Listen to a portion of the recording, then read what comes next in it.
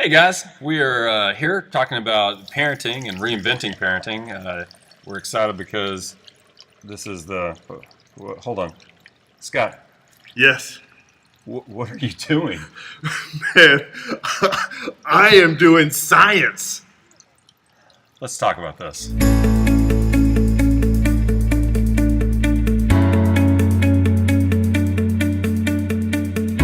Welcome back, guys. I like the Scott Science Project so much. I wanted to keep it flowing here. Well, today we're back and we're talking about what it's like to kind of work with our elementary kids. And we've talked about what we did in preschool and how they think like an artist, and we kind of get on that level. So I'm super excited because I have two elementary kids myself. Mm-hmm. Tell us what some of the best lenses to look at our elementary kids. Well, based on our little science project here, you might get the clues that these guys think like scientists. Okay. They're making hypotheses and Mm-hmm. they are testing them, and so they are trying things out left and right, but they have an idea for how the world works, Mm-hmm. and so they're going to try to see, does that actually hold up? And so they're putting things together. They're putting skills together. They're putting different values together, and they're just testing it to see where do these things work in what context. And where do they fit for themselves, and where do they please others to make them fit? I mean, you really see a lot of that developmental personality development, and it goes rail to rail sometimes.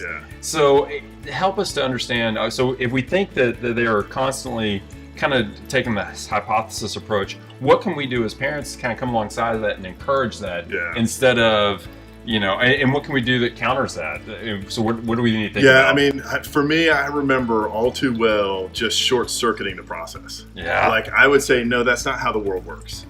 And then move on. Like, because I'm thinking, in expeditious kind of mentality, we got to get out the door, we got to do this. And they're over there trying to cook up, how does life work? And they're thinking, all these different creative things, in their mind. But if we can, and I know there's time factors that we do have to get out the door and get them to stuff, and that does kind of squelch this whole scientific process. However, if we can give time for that and say this is the time for them to explore and to actually engage that in a fun way, as they're putting things together and trying out things, don't spoil the conclusion. Okay. Even if you know what the answer is. Just let them get there.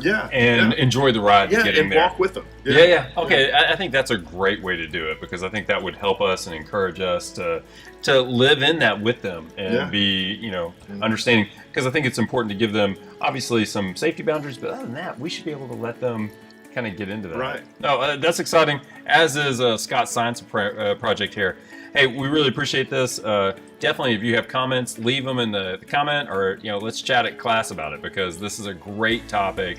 A lot of different ideas are floating around, and these are things that we can all value from as parents. Thank you, Scott. Yeah, thank you.